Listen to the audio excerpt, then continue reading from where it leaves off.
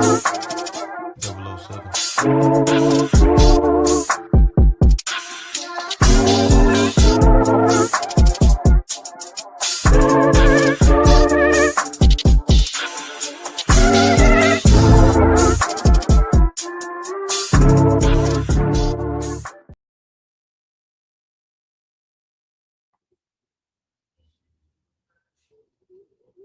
What up? What up? What up?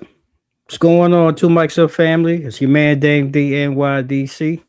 You see my brother Big Sam, aka Sarge, is here right now. We are working out some gremlins tonight. We waiting for our brother Cliff to get on. So we're excited to be here again this Tuesday night, man. We going in all sports tonight. We doing March Madness. We talking a little NFL draft and free agency. But before we get to that, Sarge, gotta pass the mic to you, bro, man. Like, how you doing, man? What's going on, and you know what you feel about tonight's conversation? Well, as always, I'm doing totally wonderful. Have to start off with that. And I'm excited. We got a lot of sports going on. Excited to sit here and talk about this doggone Final Four and everything. And Yes, sir. but before we get started, there was a versus that happened last week, Woo. and I don't know if it kind of like came and went because this wasn't like the typical versus against Take and Tyrese. And Right. I wanted to get your input on it and your feedback to like how did you Bro. feel? Because I know we were in the chat and everything, and you kind of hopped on it Mhm, a little late and mhm, everything. But what mhm. was your kind of review on everything? Man, so one, I'm sad and I'm sorry that I got on too late. Well, Uh, later in it, because I heard some of the beginning was quite hilarious and quite entertaining. But from my perspective, uh, uh-huh. I didn't think it was that great. If I'm going to be totally honest, I Yeah. felt it was too much back and forth conversation. I mean, the hate seemed really real. And like I said, by me missing the first part, maybe I missed out on some of Yeah. what was really taking place. But if I didn't feel like this was a versus. It felt like Okay. tanking the All Stars against Uh-huh. Tyrese. And I was Okay. really and I was really looking for Tank. You know, I think he's a very versatile and gifted vocalist and artist. But I don't feel that Yeah. we got that throughout the night. It was great seeing Latoya Luckett and Jamie Foxx, you know, Trey Songs and all of that, but I wasn't in this for a medley of Tank. Okay. I was looking for him to actually sing his music. And I thought as it went on from what I saw, I actually thought Tyrese was better. His voice seemed like he was saving it towards the end. He actually started picking it up and giving it more energy. I felt the crowd was flat. I didn't feel no energy in the room from the crowd. Um, Yeah. so I think it didn't hit the mark. Like overall, if I had to give this versus a grade, I give it a C minus. It just Okay. felt uneven, flat. I just wasn't really into it. And I was over Tank because he really didn't sing a damn song from what I saw. Because like I said, I got in on that, I think I jumped on, you was in the chat. I think I jumped on maybe about 35, 40 minutes after it had started. So um, Yeah. kind of left me wanting for more. I wasn't impressed at all, personally. Okay. What All right. what I was your mean, I take? do agree. I think at the end of the day, when you look at it, we were expecting like, R&B crooners to kind of Yep. sit there, serenade the crowd and everything. And it really wasn't that feel from like the very beginning. There was a pool going on in one of my Discord groups to whether or not how long it was going to take Tank to take off his shirt, which everybody lost because he didn't take it off at all. And Tyrese was the only one doing doggone wardrobe changes and stuff. Um, I kind of see it differently though. I look at it as far as you know, I kind of go back to when Teddy Riley and Babyface performed, right? Mm. And it was kind of like a medley, because not only are they singers, but they're also producers and songwriters Mm-hmm. too. So Mm-hmm. you know I could kind of see the angle where Tank and how he came out with his features with Latoya Luckett and Jay Valentine, I think it was, and Mm-hmm. um who else was it? Trey Songz, And even though Trey I really Songz, can't yep. stand Trey Songz. Yeah, his I thought it was reverb be cool. like crazy sometimes. Was I wasn't feeling? Yeah, And I mean, he's a great performer, but I was not yeah, like we could have X'd him the hell out, like for real. yeah, yeah. And on top of that, like I was really expecting like the coup de grace to be TGT, like popping up towards the end, and they kind of like Right, sat there and gave us to why to how come right. Genuine wasn't up there. I felt like Tyrese was kind of flat like throughout the whole duration of his performance. And then I just think Mm-hmm. about like you just look at the quality of it too. Tank side kind of looked as if they performed and rehearsed prior to, the Mm-hmm. engagement, while you Mm-hmm. have like doggone Tyrese coming up like Eddie Kane, part of the heartbeats, like I'm just gonna slide on in. You know what I'm saying? You know what I'm saying? Just like follow me. Like the band didn't know what he was doing half the time. Then um the band didn't even know what was going on, and then at the same time, like his background singers didn't know what was going on. So it was Yeah. kind of, you know, back and forth. But I agree with the C minus. I really felt like it could have been better. It did feel like it was kind of like slapped together at the end of the day. Yeah. It was forced. Very little preparation and all of that. Cliff, Yeah. glad you made it. I know the Gremlins was Yeah, man, uh they was hating yeah, on me. They didn't want me to come on and talk about Tyrese and Tank. You know what I mean? yeah, yeah. They didn't want me to comment on that. You know? Yeah, it's not. It was lackluster, definitely to say the least. Um, but it could have been worse. So I mean, we've seen worse, we've experienced worse when it comes to this. And to your point, Sam, just to ask, like when it comes to verses, like, is Yeah. it even really worth continuing? I guess because it seems like you'll get these one-offs, right? Where you get Yeah. a great show or a great versus matchup, and then you'll have these two or three clunkers in between before you get another one. So would you say it's even worth to even continue with these, or like should we just kind of scrap it because the pandemic, I guess, is over? And I don't know, it feels like people are over it, especially that audience. That audience was so dead. I mean, I was like, my God, like no energy. Well, you know what? This is the second time though, because when you look at it, and I just go back to a few months ago when we had Cash Money versus No Limit, right? Mm-hmm. And like the crowd fell flat then too. I don't know. Ever Yep. since Complex kind of took over, when Swiss and Tim, I guess, sold the rights of verses to Complex, it's Yep. just been feeling off and more orchestrated. Like you said during the pandemic, it felt more organic. Mm-hmm. And I think that's kind of what we're lacking right now with it. It's all theatrics more or less. Yep. Um, so I would like to see it continue, but I think that they're going to just need heavier hitters with the verses in Mm-hmm. order to keep it going, or we're going to have the same results of it falling flat and everything. Because really, the crowd Right. didn't get excited until doggone Jamie Foxx came out for this one. Yeah. So that Yeah. was the big, de facto right there is him performing. Like, didn't know. I mean, the ladies was kind of feeling Latoya Luckett when she was doing Yeah. her track. But like overall, it was just, it was like okay. It had its moments, Tank in the turtleneck song, that was, the classic right there. That was Doggone crazy. They made a single out of that. That was crazy. Tyrese over here sweating profusely with that Yeah. damn velour and suede jackets and everything. And I don't know, Yeah. like hey, look, if Tyrese would have did the doggone Coca-Cola jingle, might have been a different Hey, outcome. might have been a different outcome. You're right. Who knows? I mean, you should have swung for the fences because I mean it wasn't moving no needles, man. Nah, But none whatsoever, too. yeah, well, I think that was a great point. To kick it off.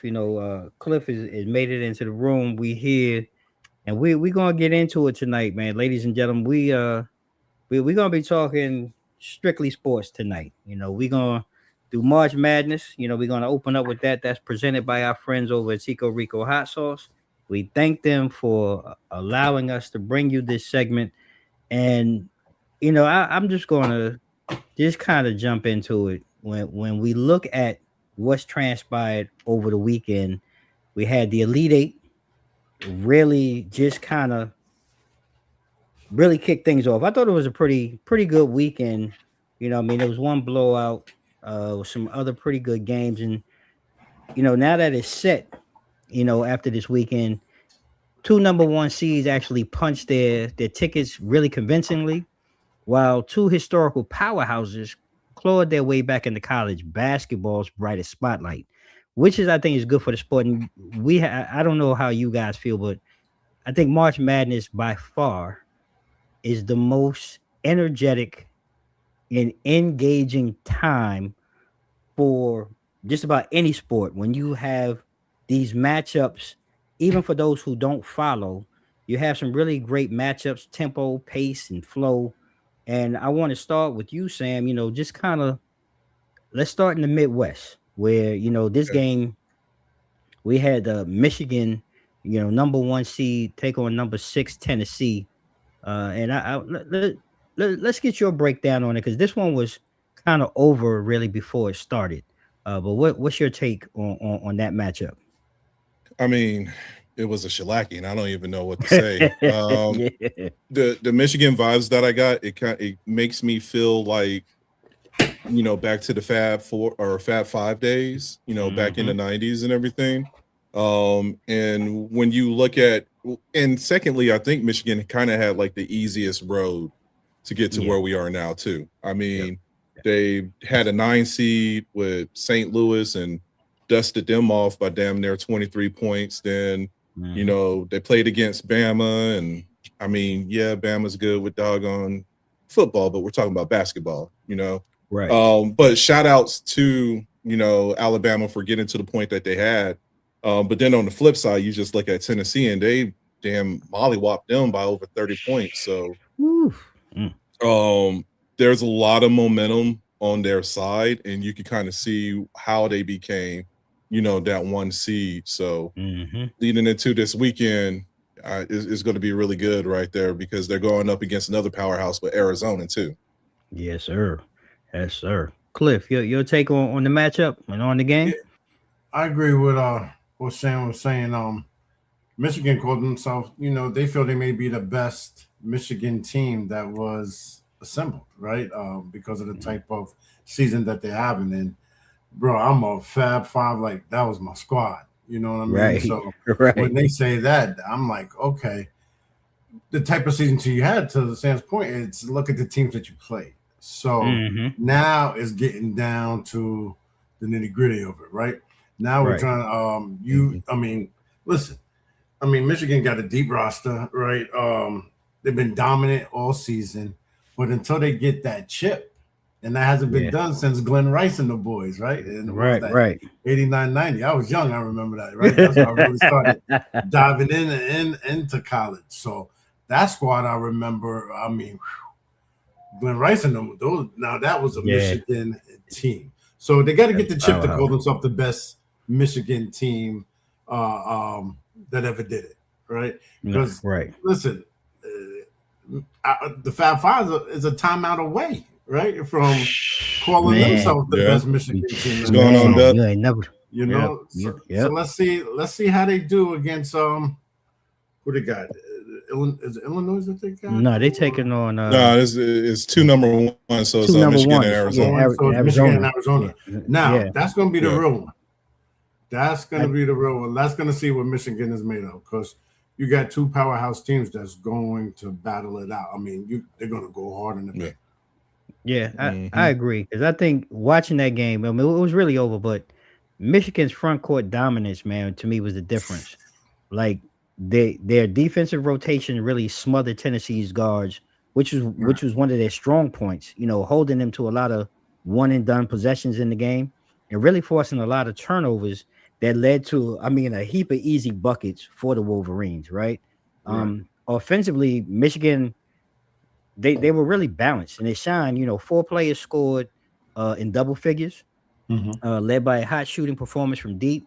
And like you said, Cliff, this really marks Michigan's return to the Final Four for the first time since 2021, which was that the most recent run.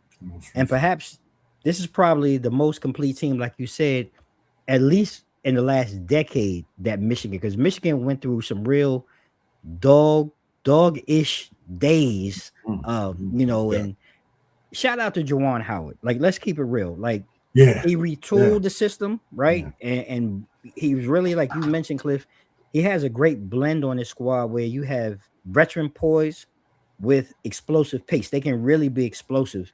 And I think it really makes team A+. Yeah. You know what I'm saying? Like, you got to give it to him.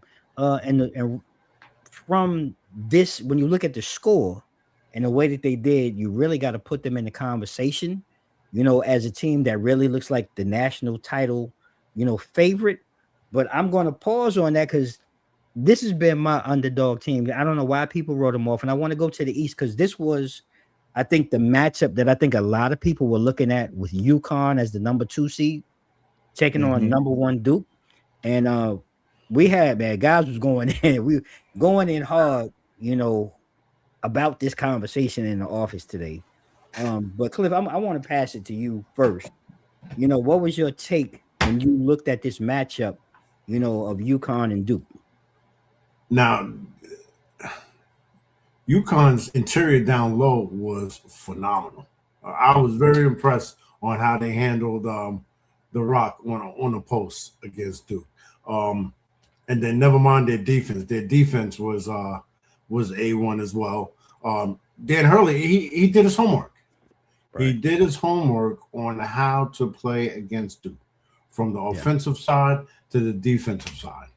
You know what I mean? He really did his homework on that, and I got to give it to more of their down low than their guards on how they helped stay in the game with Duke. It was through the whole game, and then you could see Duke started protecting down low. That's how Mullins got that wide open shot. Besides that nutty pass that they threw that he intercepted, right? But that all stems from everyone was so focused being down low that when Duke got the ball, they just threw it and left Mullins right open. But I'll give it to Dan Hurley doing his homework, right? Really studying and knowing how to capitalize on Duke, and I give it to their post game. Their down low game was just phenomenal. Sam, what say you, bro? Yeah, I mean, the pressure that UConn came over there and did like the last 3 minutes of the game was, I mean, I don't even know how to describe it. It was bonkers. And even leading up to the last couple of seconds and everything with the clock, like they did a half-court press, and if it wasn't for who is it, Kamen Boozer, that was just awful. Yeah, Kaden Boozer, that was just a bad pass. Yeah. You know what I'm saying? And I would have took the foul. I would have ate that up in a heartbeat, which they did. But, at the end of the day, here we are with doggone UConn going. And, I mean, it was a tight game. I wasn't expecting it to be tight, especially when you look at Duke and how they were kind of like running through other teams to be at the point that they, it was like clutch at the last minute. So that made it even a little bit more difficult and everything too. So, I mean, here we are. I mean, the victor come to spoils, but I mean, let's not, they got a tall task against them, going up against doggone Illinois too. And I know that we're going to talk about them. So that's going to be different. It's going to be different. I mean, this game, man, I mean, it was the game of the tournament, I think. And like you say, when you look at the game and the way that, Coach Hurley had his team prepared for down low and I don't want to say nullifying, but being able to match up with what Duke was bringing, and look, Caden Boozer, I mean, and this was my thing, having conversations with guys. This is why you can be great. Freshmen are great during the regular season, but when you get to moments like this, unfortunately, Caden made an unfortunate pass, and kudos to him for taking responsibility and ownership Yeah. of it. However, you know, Braylon Mullins has etched his name forever Oh into yeah, Huskies history, forever without a with that doubt. shot. Well, just Off of, NCAA history, because you we're know going what to I'm be saying? talking about Rookie this league, for yeah, a ever. long time.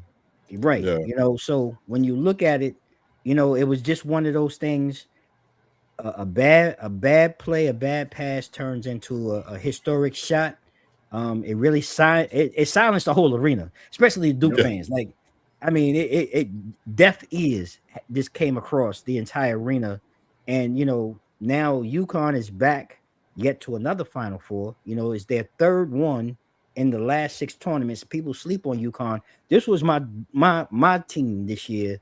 I felt Yeah. that they were primed and ready to come back for another championship.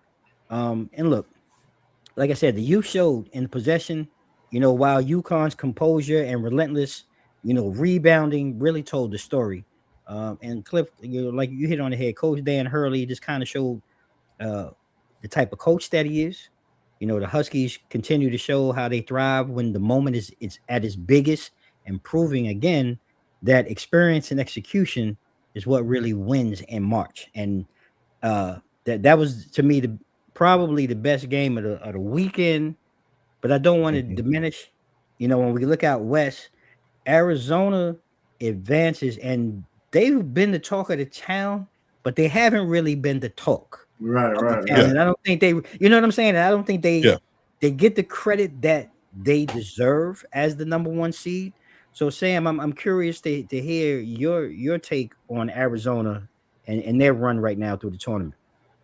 I mean, with Arizona, it's difficult because, like you said, like they've been like number one, like Mm-hmm. damn near the whole season and everything. When you Right. look at the coaches poll as well as the Yep. AP poll and everything, but yet we get to the tournament, and I don't want to say that they've been struggling, but it hasn't been the performances.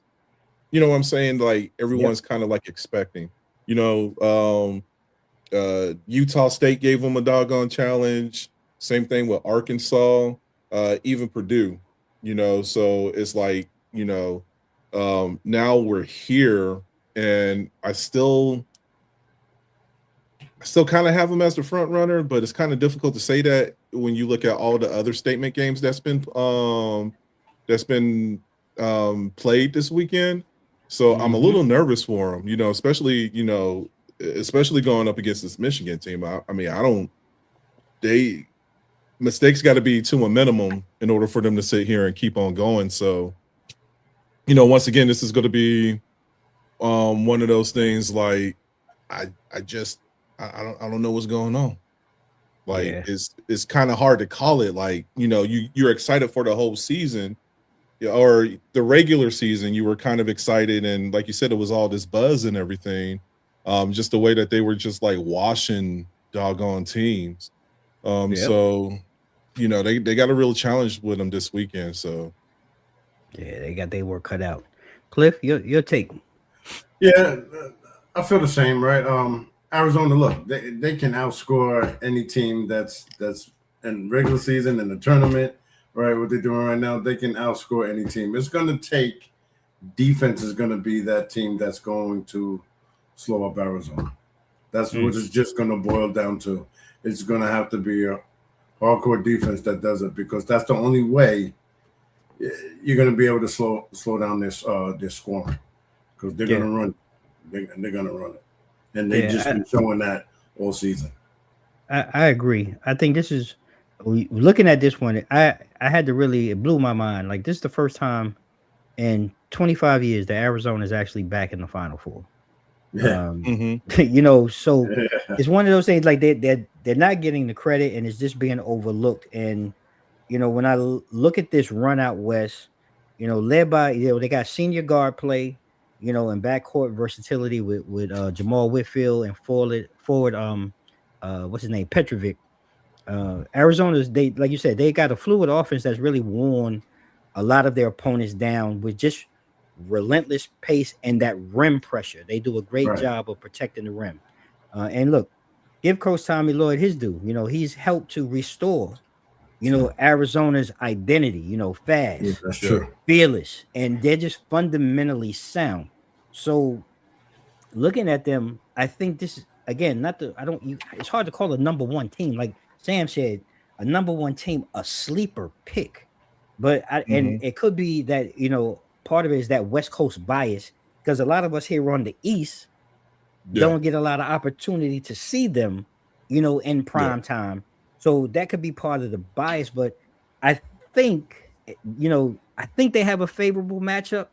And I'm not knocking the Illini. The Big Ten has got two squads here in the Final Four, so that says something about the conference itself.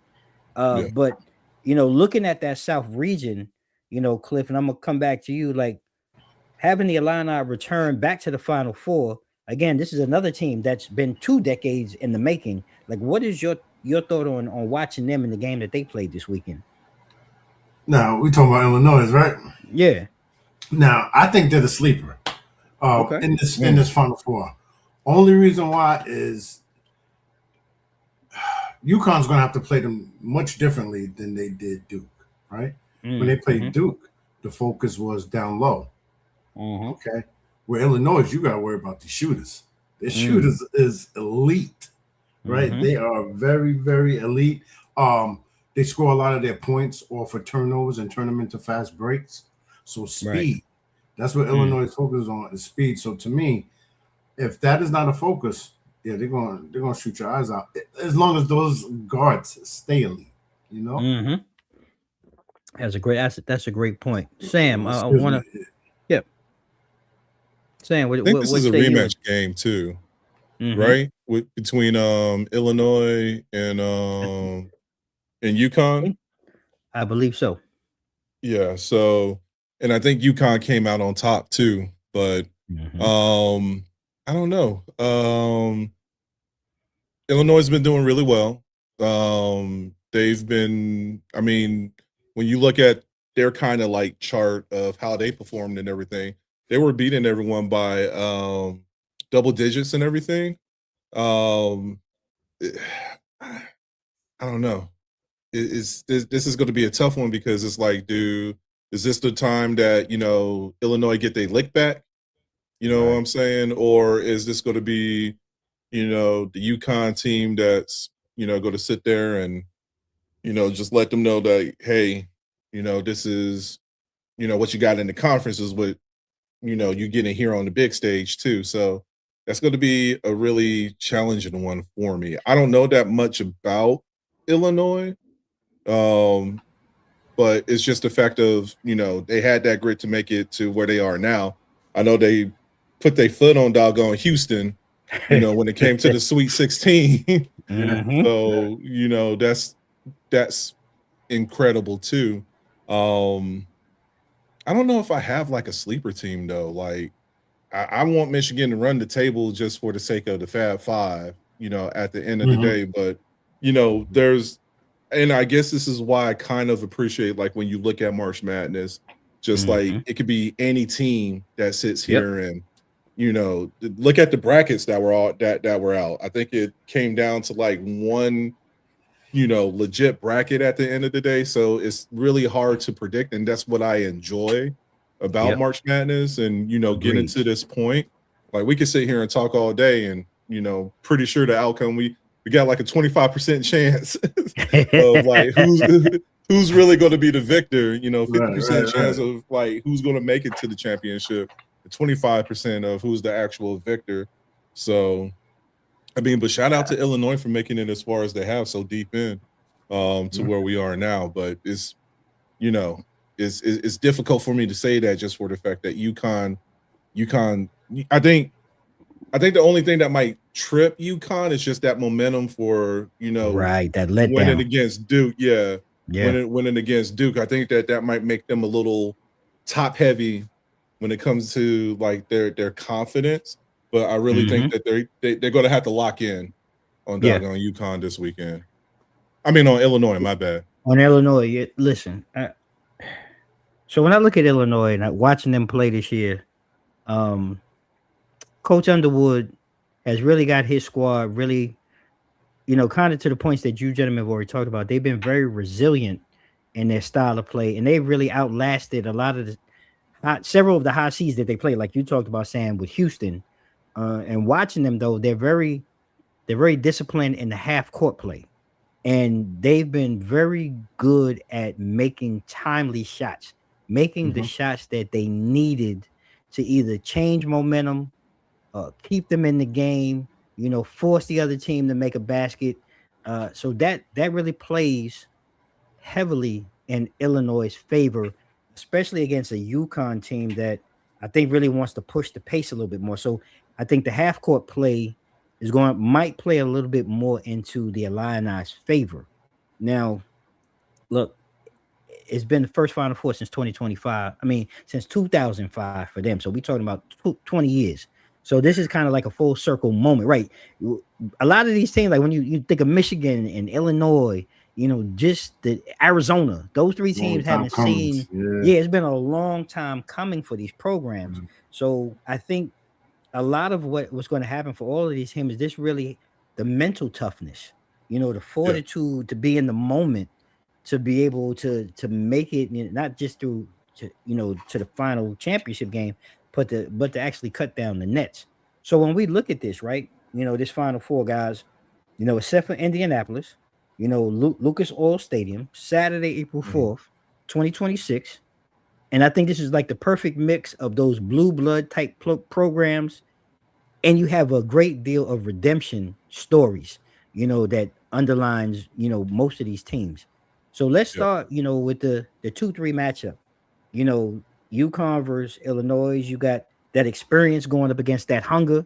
As UConn is really trying to become a dynasty, and they trying to continue this run, while Illinois is looking to finish this long comeback story.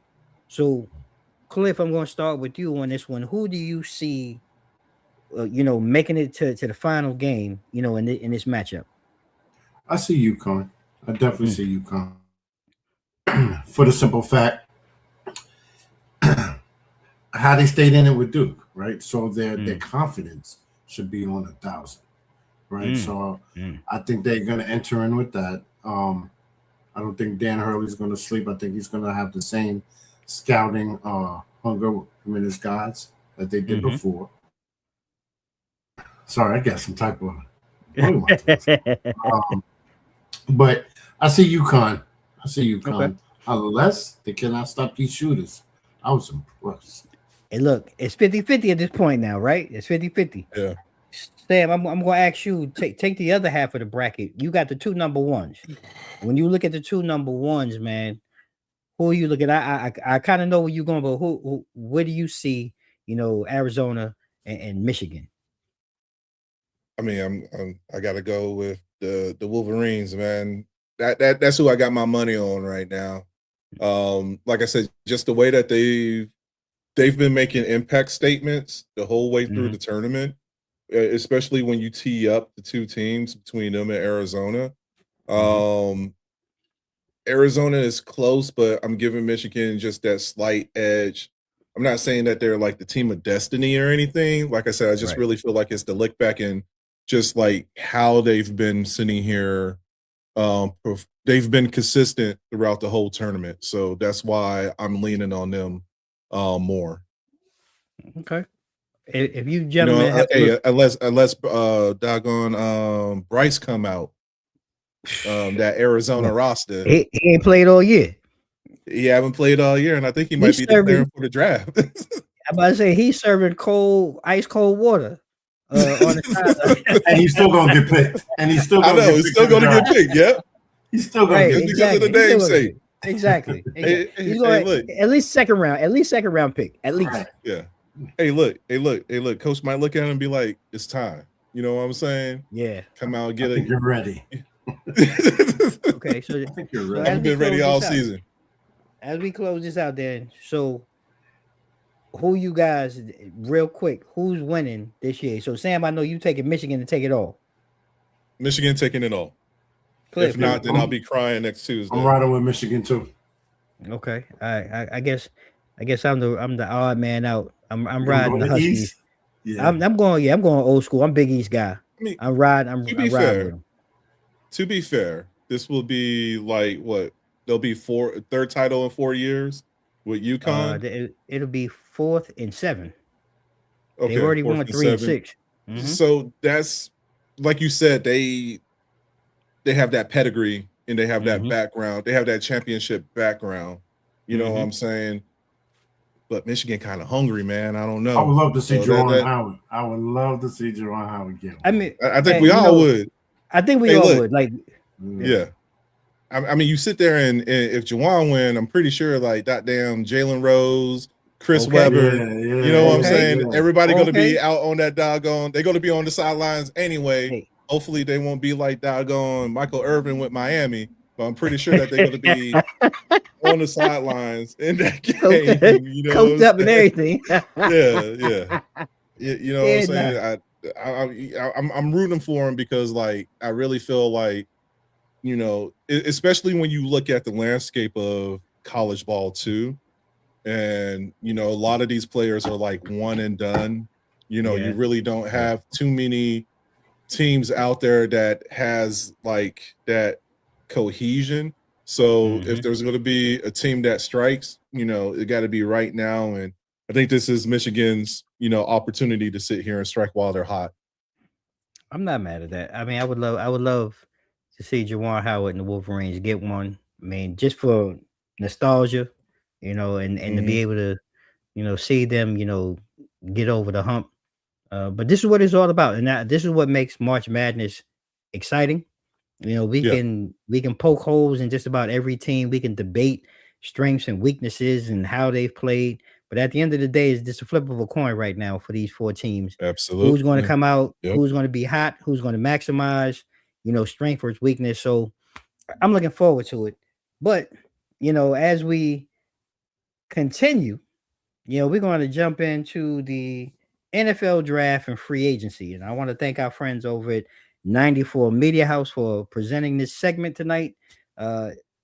It's free agency has, you know, it's traditional. It's been a ride. It's been a run. We've seen some home runs, some hits, and some big misses, you know, Max Crosby, Baltimore, and all of those things. And while we could sit here and try to break down all 32 teams, ladies and gentlemen, we're not, because we will be here all night. all night. We don't want to do that to y'all. You know? Yeah, no, we don't want to do that. So what we're going to try to do, we're going to take 4 teams each. And we're going to give a little breakdown from each of our own perspectives on the 4 teams that we have that we've selected to talk about tonight. And I want to allow, we'll go, I guess, from the bottom up. We'll start with Cliff, you know, and you go ahead and chop it up, man, and you know, educate us on free agency on the 4 teams and the draft that you maybe have for the 4 teams that you selected tonight. Okay. Well, first I want to roll with so we're gonna do like I'll do one and we're gonna go in the round robin like that. Yeah, that's fine. Okay. So first I spoke early, like the beginning of March when they first started making a little noise and you know, in free agency and things like that. The 49ers started off early, right? And the reason why I'm mentioning them because they're on the other side of the NFC, right? And they're out of my NFC East. But first, with the pickup edition of Mike Evans, okay? Now Purdy has an elite receiver that he can go to on the regular. You got to double team them. That's going to leave opportunities for the other receivers. Not mind you, and they just gave him a 3-year contract. I think they gave him like 60 M's or something like that. So he's going to be feeling himself. I think that was a real good look for San Francisco. That's one. That's a immediate wide receiver upgrade. They also traded for the Cowboys for the defensive lineman. I don't want to chop up his last name, so Sam, you gotta say it for me. You can say that. How do you say his last name? Osa. How do you say Osa's last name? That's close enough. Who are we talking about? The D lineman for they got from Dallas. They got from the Cowboys. Osin Cow something. Oh, that name too goddamn long. Hold on, Right. Yeah. What you said? What you said? What I say? that was a good pick. They needed some help on their interior defensive line. Okay, I think that's what the 49ers was missing on that. We don't know what's going to happen with Yuck, the wide receiver from Ayuk, Brandon Ayuk. Let's see. Let's see what's going to happen with him. That would be nice to have him and Evans together. Yeah, right? that'd be a pretty strong if he's mentally engaged. That part. It seems That's like, what I'm saying. and I'm not knocking nobody. Mental health is real, but game of football, you have to be mentally engaged. And right now, he's on his own sheet of music. Correct. Yeah. And they did some offensive line signings. So that's definitely going to help them out. And free agency was good. As far as on drafting, I'm not really sure who they need. I was trying to do my research on that. Besides offensive line, I think that is the need that they will need to go to make them stronger than last year. Because look what they did last year with everybody injured. Right. And the O-line was top notch, and they were still holding it down. So now you put some strong O-line, more O-line linemen in there, right? To cover up those pockets. They're gonna be scary, right? They are definitely gonna make some noise in the NFC. So 49ers is definitely one to look out for. I agree. Sam, who you got up first on your list? Well, of course I'm gonna go with my green and yellow. Yes, sir. I don't even know. Anyways, moving on. So Green Bay, right? So they came over there. I think that they answered a lot of stuff during the free agency so far that we had holes in. We got a linebacker with Zaire Franklin. I believe he came from Indy, which I was surprised that we got him. We got Javon Hargrave, and we needed to beef up our defensive line. He's a defensive tackle, and that's going to be key because, we lost Kenny Clark. And there was somebody else that we lost that we sent to Dallas too. We sent back into Dallas as well. We got another receiver with Sky Moore. Don't really know that much about him, but I don't think that he's going to have the same impact that Romeo Dobbs had. We just couldn't pay Romeo. That's what it is at the end of the day. I figured at the end of this season, he was going to sit there and get the bag, and, here we are. We did pick up a cornerback too with Benjamin St. Juste, which is going to be good because if there was one thing that I can say about, like, when you looked at the front seven of Green Bay, damn near immaculate whenever they decided to play and they were healthy, but we had more dings and hits, in the secondary, than anything. So I think that that's where the biggest challenge was at and everything. What's going to kill Green Bay is that they gave up 2 first-round picks for this draft, and I think that their number, hold on, I want to say that their number like 84. Or I'm sorry, they got a 52 pick in the second round, but then they don't come back again until like the 84th pick. So that's where, the draft's just going to suck for us this year. So it's going to be tough. We'll see what happens. They did have a lot of re-signings and everything. When I look at what they need, though, still need another edge pass rush, especially with Rashawn Gary being gone. That's going to be critical. And just whatever they could do to sit here and strengthen their cornerbacks at the end of the day. I don't want to really say running back because even with Josh Jacobs, even though he was hurt, like the backups did, sustain. And I think that it would be kind of late in the game anyway to sit here and draft another running back. I think that would be a slap in the face to Josh Jacobs. Right. So, I think that we have a good core running back game. What sucks is that, who did we sign? I forgot who we signed this offseason to replace Malik Willis. It just happened last week too, but I was pissed off. Oh shoot. I know you're talking about. That one flew under the wire because that wasn't I don't think it wasn't something that I was expecting. Let me see. Yeah, I don't have it up here. But we did pick up somebody and I was just like, why? Because they were I think that was they didn't have the best track record. Yeah, and I guess that's where the point that I'm at right now. They weren't even that big of it wasn't even that big of a land for me to be like, ooh, we got such and such. because there were certain games throughout the season with Green Bay that whenever I felt more confident with Malik Willis versus Jordan Love. And that's sad because you got like, one cat that's making the bare minimum to somebody who signed a max contract. But I felt like, just with Malik's, and that's going to be missed too. And, Miami's my other team, but just his QB awareness, and he knew what to do. He knew what to do with the ball, whether it was throwing it away, tucking it in and running, or, just looking for that open man, buying time and looking for that open man downfield. That's going to be really missed right there. So I don't think that a lot of people realize the impact that Malik had with the Packers that kept us in a lot of these games.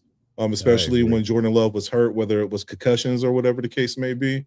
But I say this every year, like this is our year, but you look at the rest of the NFC North and just what they lost because, Chicago got depleted, they lost DJ Moore and their offensive line. You look at what happened to Detroit because they lost key weapons too. As far as their offense and defense, and I mean, the Vikings is just the Vikings. They just picked up inch out private eye, which still doesn't make any sense because they got AJ McCarthy. So it's like that's a slap in, and I get it because their quarterback, they've been having quarterback issues because he can't stay healthy. You got a third-year rookie at the end of the day because he hasn't played a full season. He probably haven't played enough to equivalent to a full season yet. So there you are. So that's why you want to bring in a veteran like Kyler Murray. So we'll see if there's a time to pounce in the North. It'll be this year. But, just with the lack of cap space because they paid everybody, especially Michael Parsons and doggone Jordan Love. There's trying to re-sign Trey Diggs. There's a lot that Green Bay has to do. So, only time will tell. It is going to be tough. It's going to be a huge challenge. It's going to be tough. And you mentioned the inch high private eye. Well, his former team is the team that I'm going to talk about first. The Arizona Cardinals out there in the NFC West. Cliff talked about the 49ers. And when you look at Arizona, their biggest acquisitions so far, Kendrick Bourne at wide receiver, Isaac Sumalo, offensive lineman, and another favorite retread of recent memory, Gardner Minshew at quarterback. I don't know what the hell they're doing, and their biggest loss was on the back end. Yeah, I don't know what the hell they're doing. I was being honest with that, but I found it intriguing, Hey, look, there's nothing wrong with Uncle Rico. Okay. Look, Uncle Rico, man. With the beard, he's hot, but whenever he does, I don't know. Look, I don't know. He's got dirt on somebody because how he stays employed, I don't know. It's whatever. But their biggest loss was on the back end. Jalen Thompson, which is pretty good safety in my opinion. They lost him, in free agency. So when I look at the Cardinals, you got to ask the questions did they hit the mark or hit their goals? Yeah. Well, it's kind of like somewhat. They did bolster their offensive line with Sumalo. I think he's a good veteran to add to offensive line, but they didn't address their right tackle.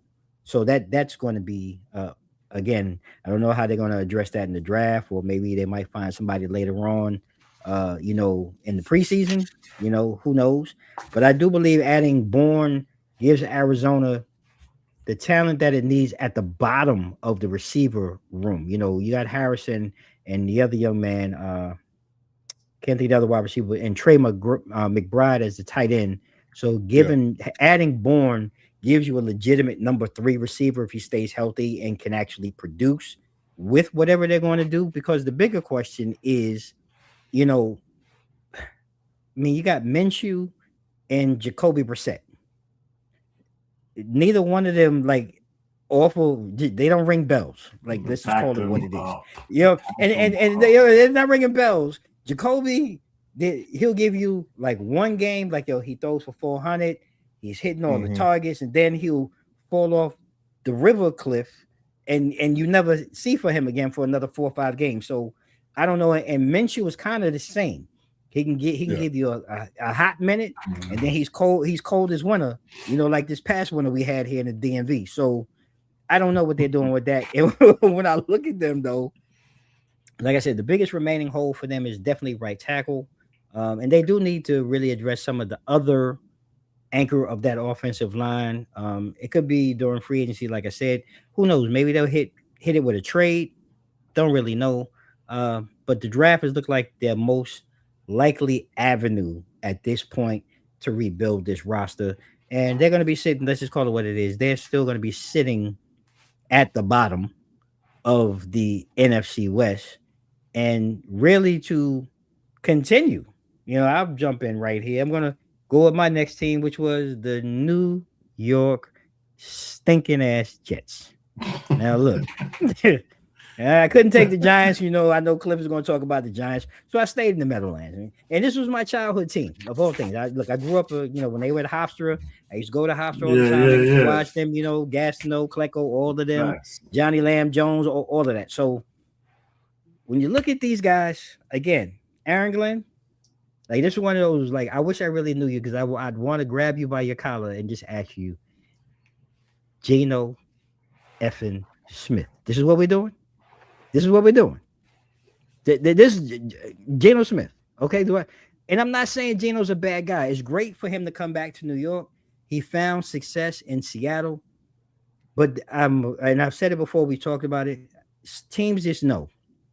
There's a reason why Vegas just said, all right, we're done. Teams just know. All right. So you add him at your quarterback position. They got Minka Fitzpatrick. I think that was a good signing. And bringing back Demario Davis, because I want to say Demario was in New York before. Left, I think he went to Baltimore somewhere. Now he's back. They lost Jermaine Johnson at, defensive end. They lost Elijah Vera Tucker, guard, and Quincy Williams, young linebacker. So, again, when I look at the Jets, did they hit their goals in free agency? All I can say is they found a bridge, right, at quarterback. That's really all I can say.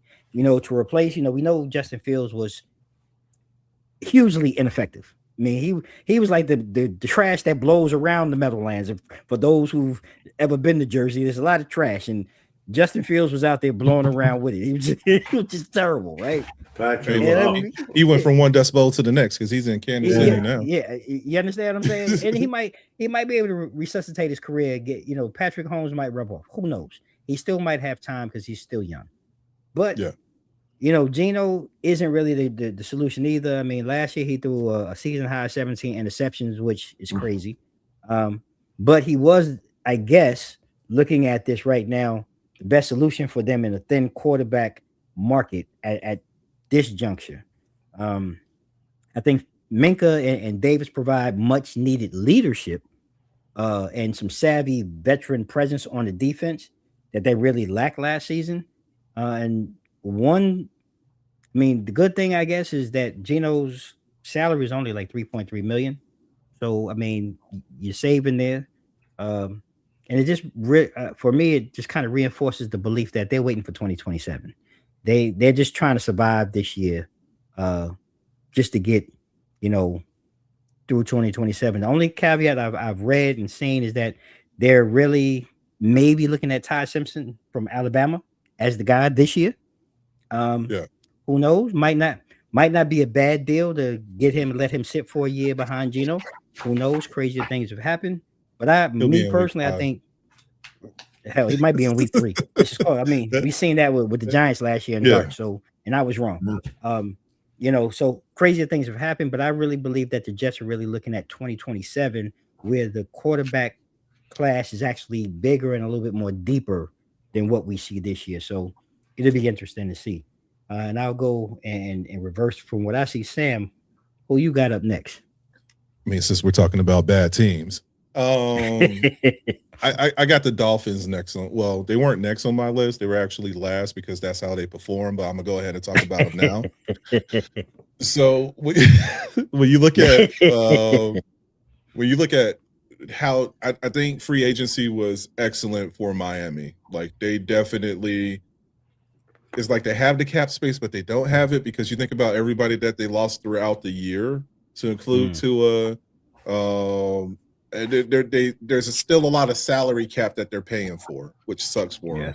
But on the flip side, they were able to get a couple of good pickups. I already talked about Malik Willis. I think that he's going to do outstanding things, hopefully, out there. down in Miami, especially with his offensive coordinator moving down there too. So that's going to be critical. They picked up 2 receivers with Atwell and Tolbert. They're going to be filling the void. They got rid of Waddle got picked up in free agency too. But the both of them do have the speed that's going to be needed, to go downfield. So that's going to be critical. They did get 2 edge rushers too, with David Ajabo and Josh Ooch. So once again, excuse me, when you look at previous seasons, if there was one thing that I could say about Miami as a team was like their defense was always clicking on cylinders, but these past 2 years really haven't been effective.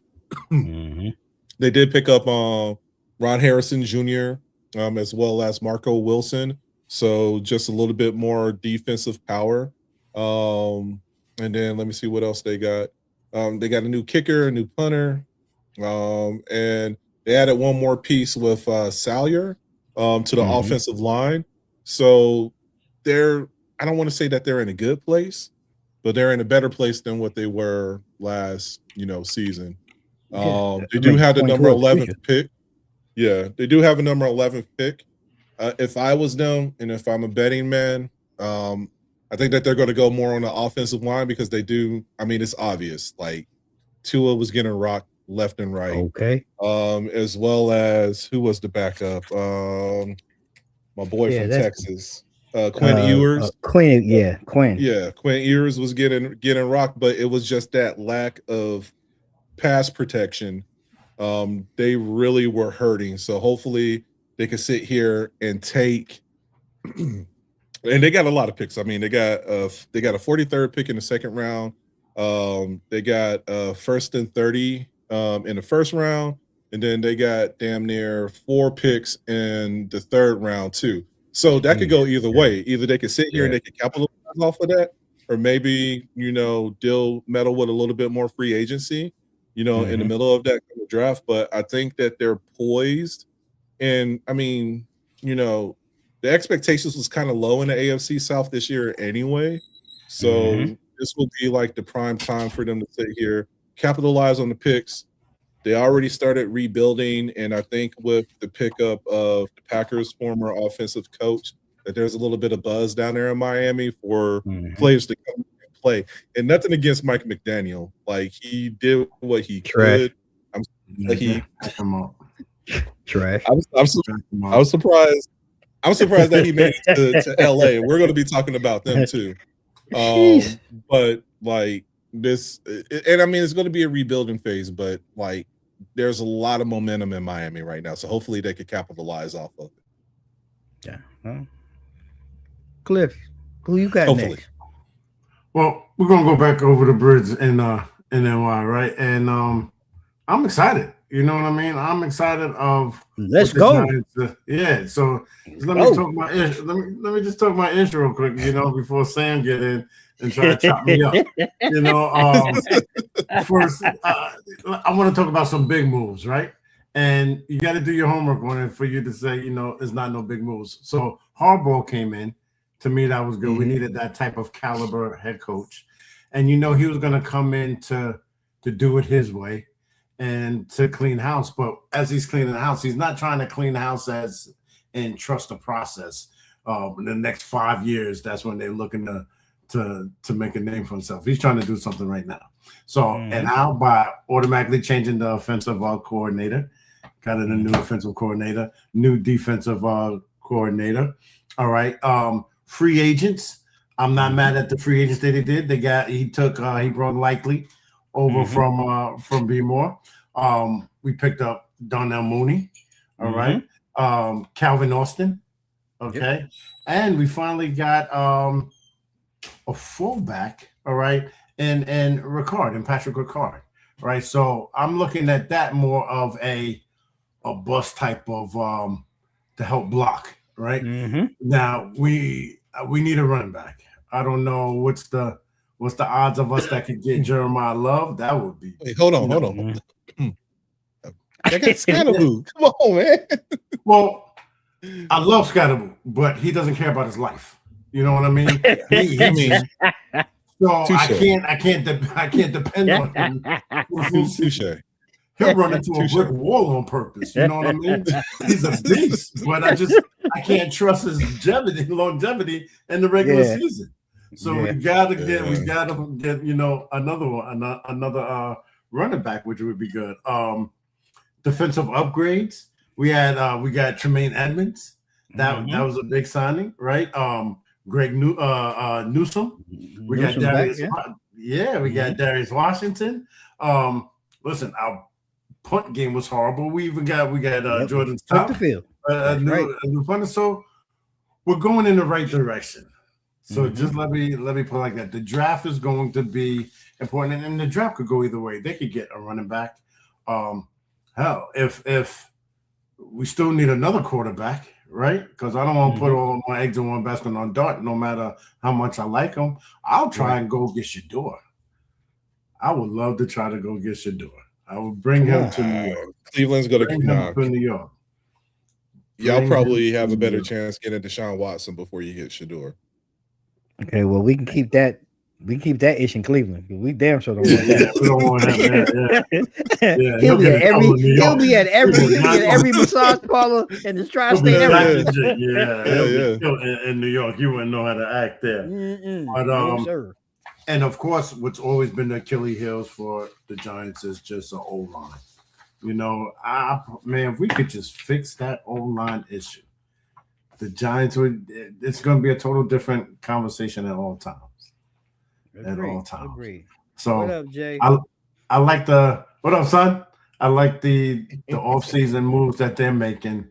I like how it seems like they're letting John Harbaugh have his way, right? So they ain't got no option.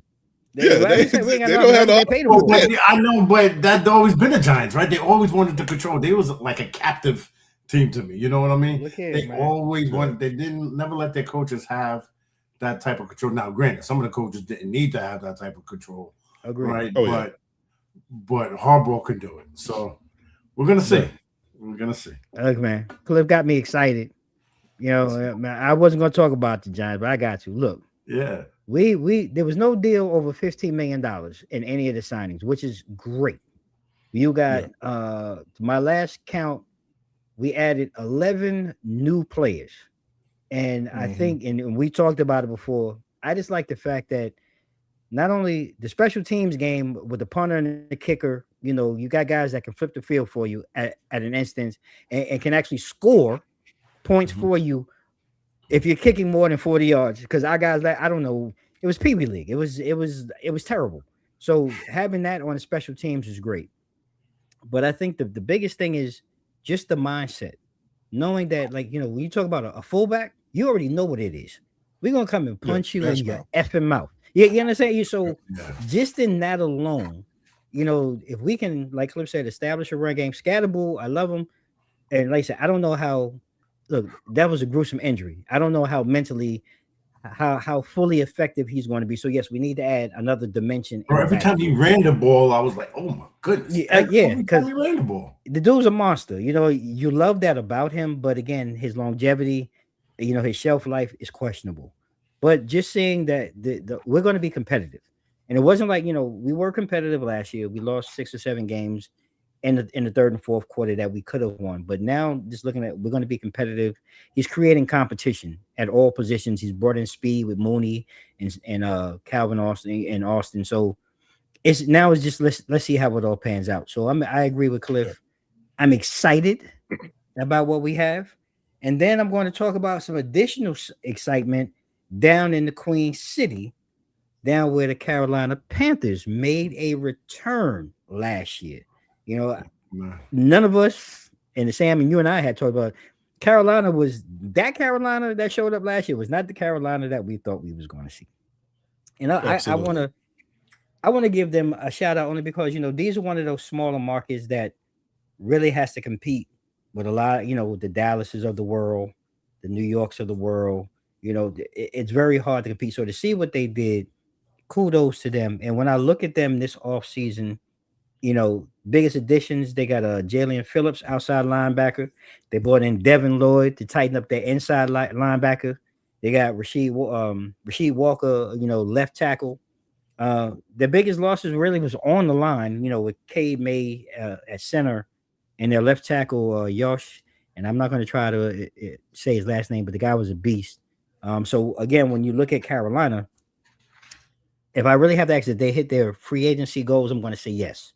They got the edge rusher that they wanted in Phillips. They got an off the ball linebacker in Lloyd, and the young backup that they wanted in Kenny Pickett. Now I put him last because even though he's still young, I think we've seen what he is.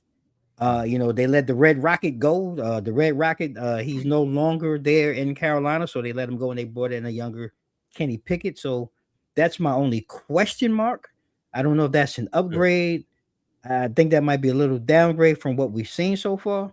But overall, the surprise really of Yash Nyeman's retirement, I think, is kind of threw everything off. But by them bouncing back with the late signing of Rasheed Walker, really helps keep that offensive line consistently strong. Maybe even stronger because you got a younger guy coming in and you're adding youth to the mix.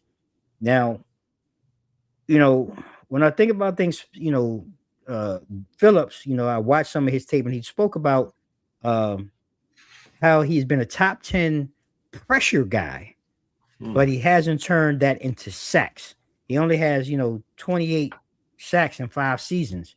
And, looking at him, I think he's going to be one of the keys on their defensive side if he can actually turn that pressure into sacks, because their defense really kept them in a lot of games and really created a lot of opportunities for what we've seen with Young in that offense to really compete, in the games like the 49ers game late in the season when they really needed, like they really stepped up on both sides of the ball.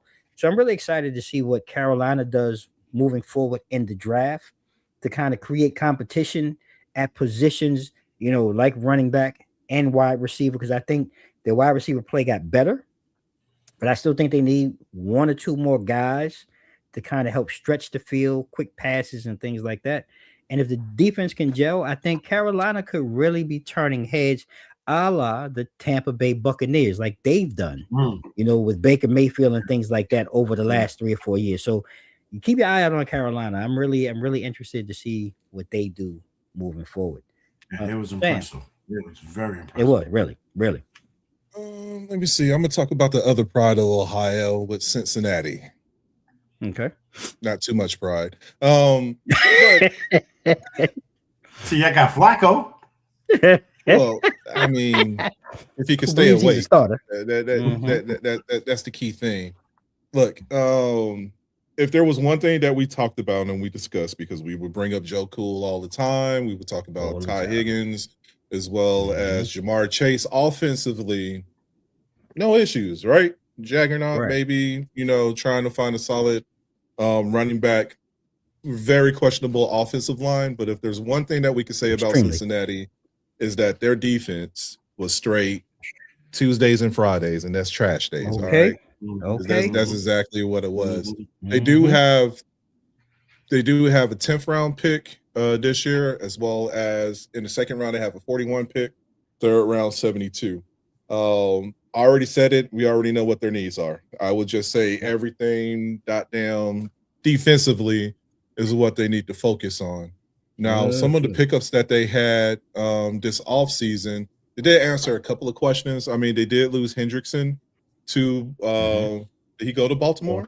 Baltimore. Yeah, because the Max Crosby deal kind of deflated and everything. They did pick up Jonathan Allen. They gave him a 2-year deal. They got Bo Mafe from Seattle. And that's the other thing too, that like I don't know what it is about these Super Bowl teams that just kind of like debunk at the end of the season. And I know everybody's chasing the bag and everything. But and that could be another conversation for another week. Didn't they sell? I mean, they sold the owner sold the team right after. So they did. He's like, I got mine. I got mine. So I'm out. They did get Brian Cooks, who's a safety from the Chiefs. He's coming back to Cincinnati. Cliff already brought it up with our man Joe Flacco, Sleepy Joe. He's going to be returning again too. So Taco I mean, he's going to Tuesdays. be, now you got Joe Cool and Sleepy Joe. So we'll see, if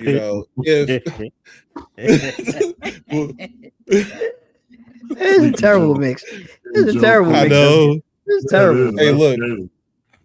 Hey, look, we'll see who can stay healthy because Joe Cool, that's been his issue over the past couple of years too.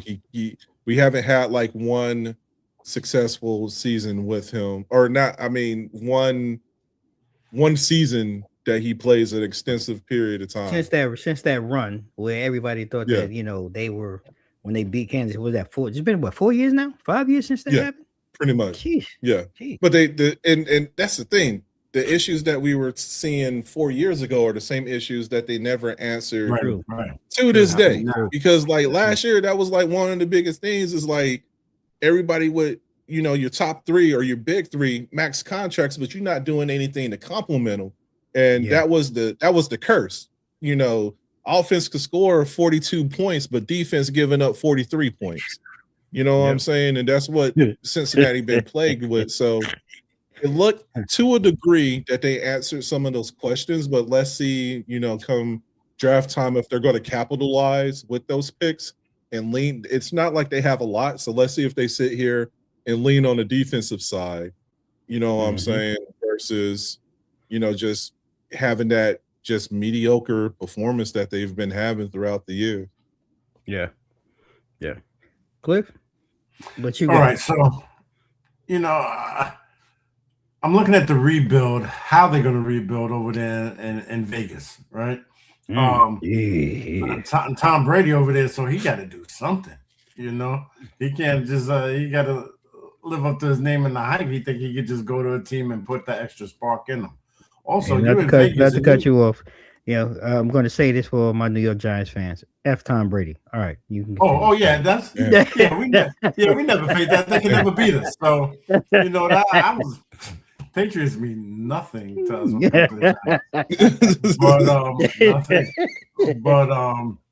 In Vegas, you got to bring in some money. So they're gonna have to do some type of turnaround. Otherwise, it's not going to be a good look, because that's what that state is about. But obviously, they changed the head coach, right? They got Kubiak. They needed to. Absolutely. They needed to on that one. Pete Carroll was stuck in the past. Yeah, and I think that's what really hurt them. Right. That was don't be kicking seniors down. The seniors need love too. Hey, look. I'm not kicking seniors down, and I'm sorry for interrupting, Cliff, but like, Pete Carroll still thought that he had the Legion of Boom, and he had the Legion of None. That was 10 years. That was 10 years ago. So you about right. Exactly. Overdue. Yeah. Overdue. They got rid of Uncle Gino. Sent him over to the Jets. So I guess the Jets needed that veteranship talk. Straight out the garbage to trash. Okay. Yeah, that's all he's gonna give him is that old school talk. Might be a good locker room guy, but so obviously they're looking to reset at the quarterback position, right? So that should be the number one focus in the draft. Defensive side, they did pick up Teron Johnson from the Bills, right? He is a good, and Raiders they love that nickel defense. So and Teron Johnson was a good nickel corner, right? So that's a good move to make. And the football gods knew that they was making a dumb decision by trying to trade Crosby. To me that was pay the man. Pay him. Pay the man. And if I'm the Ravens, I would not have given up or even thought about giving up 2 first-round picks for him. Yeah, not right now, not in this day and age. No, not in this day and age. That's you just as good as your last snap, right? And to give up 2 first-round picks, so I think that didn't go down for a reason. That is above everybody's head. They did get Linderbaum. That was a big offensive line signing. So they bring in a piece on the line. So what it looks like is they're trying to pick up a good player on the O-line, a good player from defense. So it seems like they're trying to cover each side, but it's gonna be a slow grind because nobody is waiting online, throwing their hands up. Can I come to you know what I Only mean? to gamble. So, that's it. I got 4 hours. I got 4 hours. That's Yeah, it. definitely. So they're gonna keep Crosby, which they should. it's So fair. Yeah, they should. Crosby should be Crosby this year, and let's see what happens. But they are gonna, that's one team you're gonna have to trust the process for a while. As long as they keep building like they started it this season, they'll be on the right path a few years from now. Doubt it, but so as we as we start our last round, Cliff, I'm gonna kick it back to you, man. Close us out with the last team on your list, man. Last team is my backup team, right? Well, when I say backup team, I like Baltimore, man. I like the Baltimore Ravens. I just said we're talking about the Ravens. The biggest move that didn't happen was Max Crosby, which is good because I think getting Trey Hendrickson was a solid deal, right? They didn't have to give up. Yeah, they didn't have to. I mean, they paid him some bread. He did get 112 M's for 4 years, but deserved it. Great elite player, elite pass rusher. So that should do the job, right? That should do the job. But they got to build up their defense. When we think of the Ravens, that's the first thing that comes to your mind. So when they're not equipped like that, you just think the Ravens just all hell is broke loose, right? So they got to get back to being elite status on the defense. They got to start with their corners, right? Corners was getting burnt last year. Yeah, they was getting burnt. So start with the corners. They got Hendrickson in. They'll be cool. They'll be cool. And I think they need a good. Who's the backup for the Ravens? They brought back oh boy. Didn't they bring back what's Huntley? Huntley, yeah. Huntley, yeah. Pack him up. Let's try somebody else. Yeah. Let's try somebody else. We got since they got rid of Likely, they got 2 tight ends to hold down on blocking. So that because Andrews is still gonna be the number one receiver when it comes to tight ends. So he got that sewed up. And let's see what they do. Okay. Well, look, I agree. I think me personally, I think Max Crosby, I mean, on paper, it looks great to have him. I think he might be a little bit more dynamic and splashy. But I think getting Hendrickson was a better move. It's an in-division guy. Familiarity, and then you're gonna have a little anger and angst when he sees those Bengals twice a year. So I think that was a better move. They paid the money, but they didn't give up the picks. So I like that actually better than the Max Crosby. But like you said, defensively, but hell, every team deals with injuries. Their defense wasn't the same last year. Hell, Lamar wasn't the same with injury. So it'll be interesting to see what Baltimore does. And he's human. You know what I'm saying? Lamar had to me a messed up season and like, oh my God, they was killing him. He's human. Yeah. I mean, it happens, man. It happens. Yeah. Sometimes we have to be reminded that, these things happen. It's a little hiccup and in the long road ahead. So I think Baltimore, make some changes, make the moves. I think they'll be fine. Sam, who you got up last on your list? My last team is the Los Angeles Rams. Ooh, hey, Super Bowl. Look, it was crazy because I remember when we were getting into the NFL season, we were discussing the NFC West.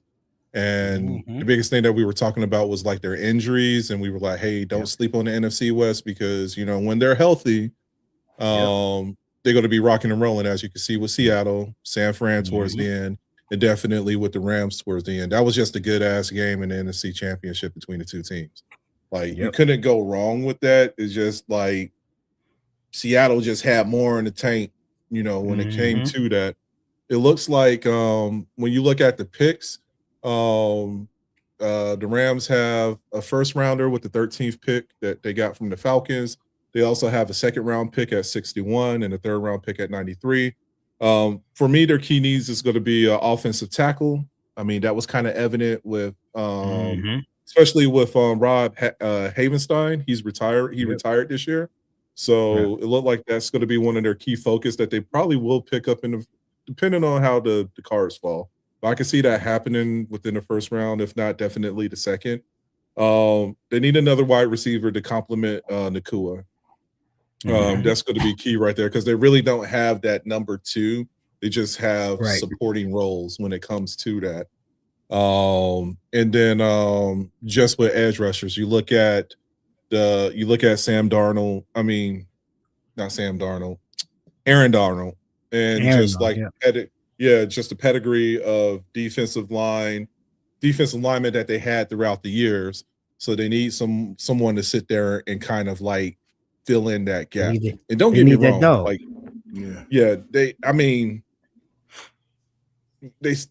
injuries still plagued the Rams, this past season. It's just that, that fourth quarter when it came to the season, everyone was healthy and everyone was turning up. Plus you have the QB coming back too, which is good as well. That's great. So a couple of acquisitions that they picked up. They got Trent McDuffie from the Chiefs. Chiefs is like depleted now. I don't know what the hell's going on. They got Jalen Watson, another cornerback. They got a linebacker with Grant Stewart, and then they re-signed Ronnie Rivers and one of their offensive linemen with David Quisenberry.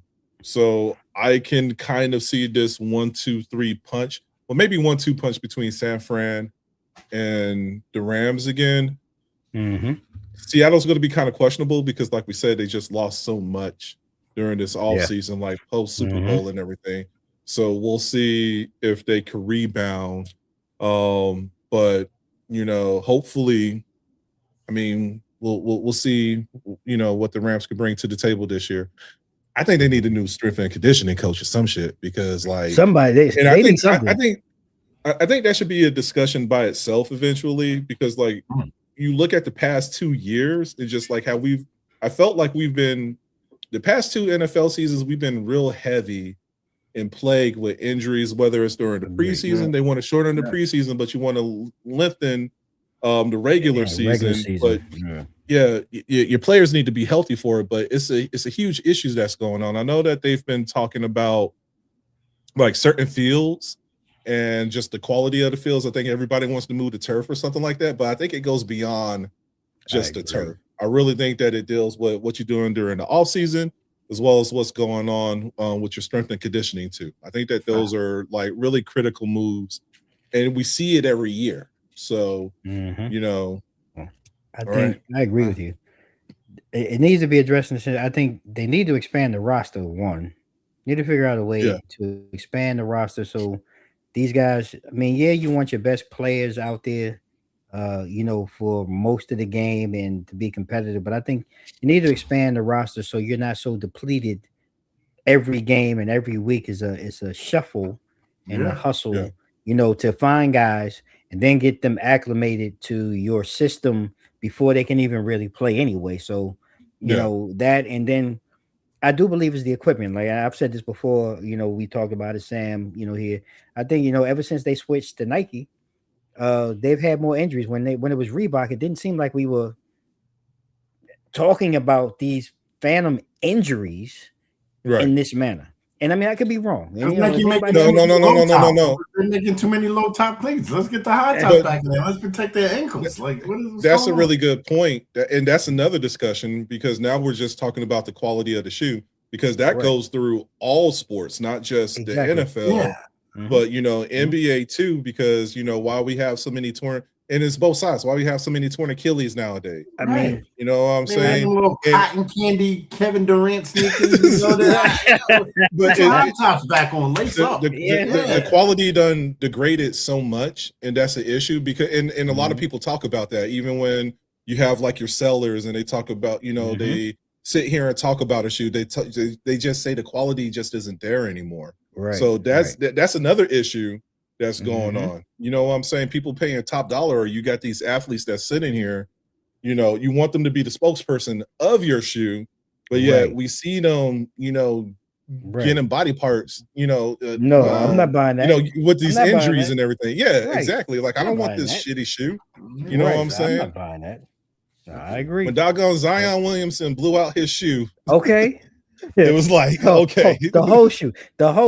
Right? I mean, I mean, and you're right. That's a whole nother conversation and topic, for another time. Great points. And I agree with you. I think the Rams are setting themselves up pretty for this Yeah, upcoming season to make another run. yeah. NFC West is going to be tough. And I'm going to close out, tonight's show and conversation with the last pick of tonight's NFL draft conversation with the Tennessee Titans. And I Whew. don't know why. I don't know why I chose the Titans. It was just one of those like, damn, is this bad? This is a bad damn team. This is bad. So I was like, yeah, okay, let's give a bad team some shine. Speak them into existence or something. Yeah, look, Carolina was that team last year. We Mhm. spoke them into existence. So maybe this would be it for Tennessee. And Tennessee, if this does happen, Two Mics Up wants a cut. Cut that check. Because I'm going on a stretch here, buddy. But just being honest, when I look at them, their biggest additions were, on the defensive line with John Franklin Myers. They brought in a giant, Wandale Robinson at wide receiver. And they did some work. Alante Taylor's not a big name guy, but I think he's a solid, cornerback that can come in and play. He may not be your number 2, but I think he might be able to go ahead and slide as your slot guy. You got the biggest losses was again at cornerback. They had to replace the Jarius Sneed who left, Lloyd Cushenberry at center, and we talked about Chig Okonkwo, tight end who also left.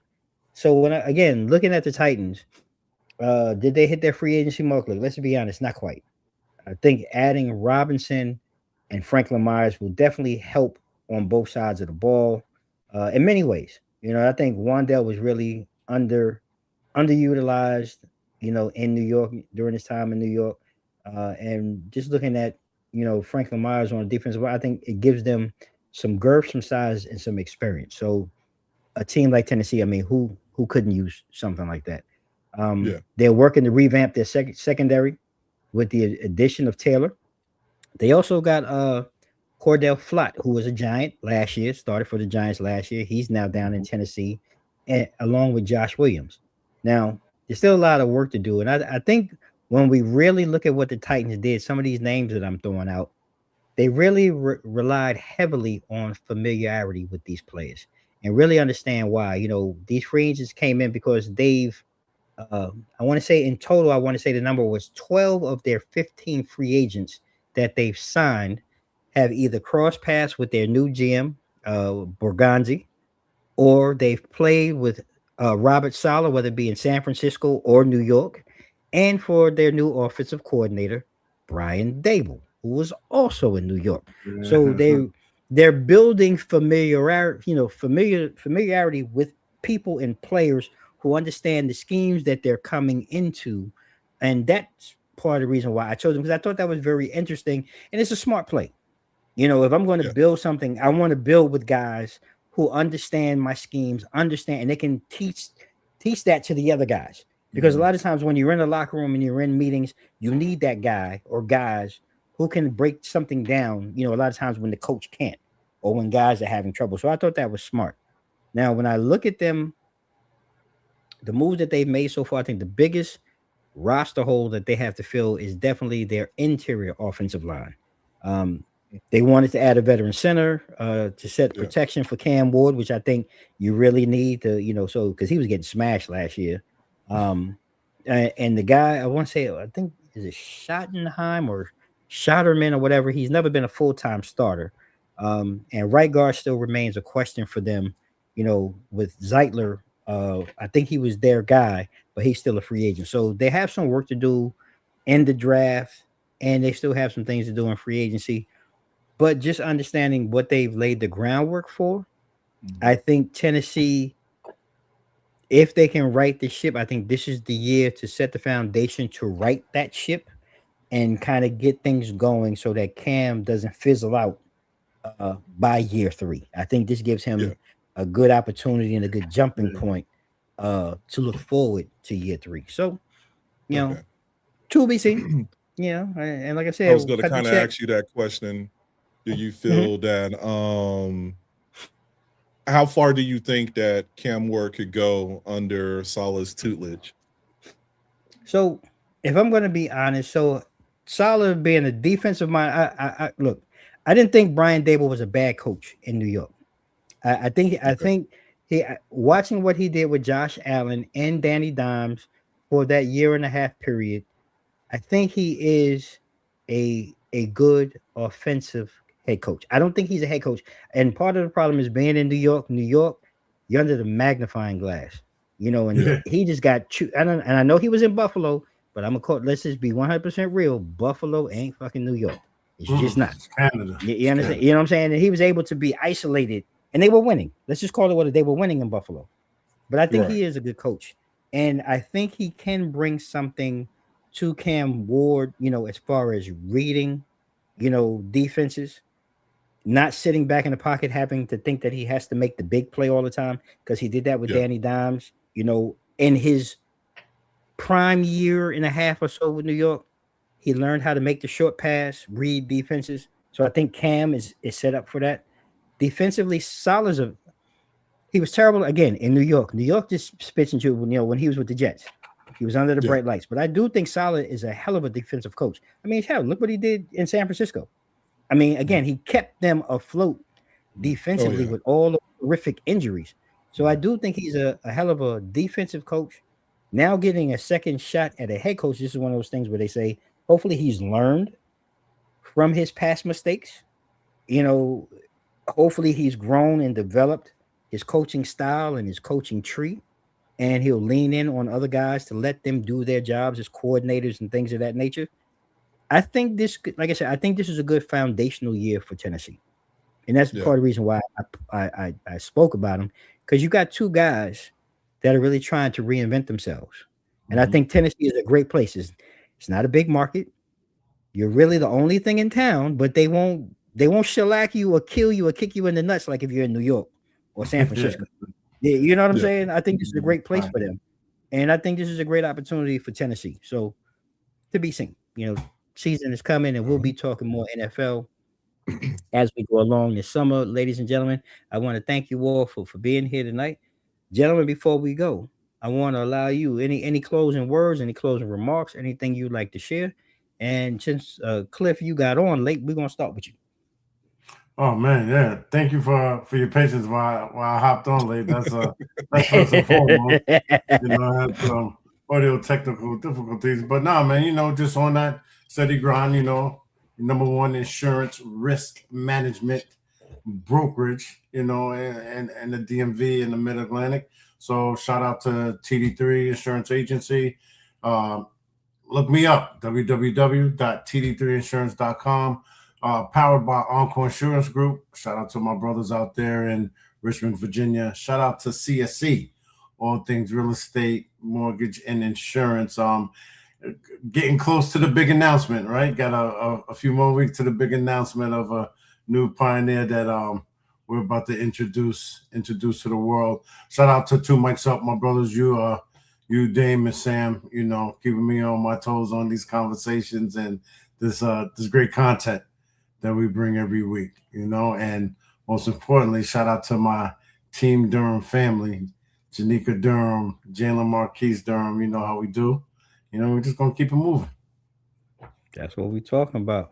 My brother Sam, before we go, anything you want to take us home with? Let me see. Hey, first off, I love you guys. What else can I say? Secondly, back, bro. I love y'all out there too that be chopping it up with us, coming in and chiming in, no matter how outlandish some of the questions or statements may be. I'll be on the Chitlin circuit for the next 3 weeks. I'll be in PA for like 2 weeks, and then I'll be in the Richmond area for a week. But other than that, as always, you know where to find me. Just look out for me on the sticks, whether it's Twitch, Steam, Ubisoft, whatever the case, whatever platform it is on PC, I'm there at Osarge Gaming.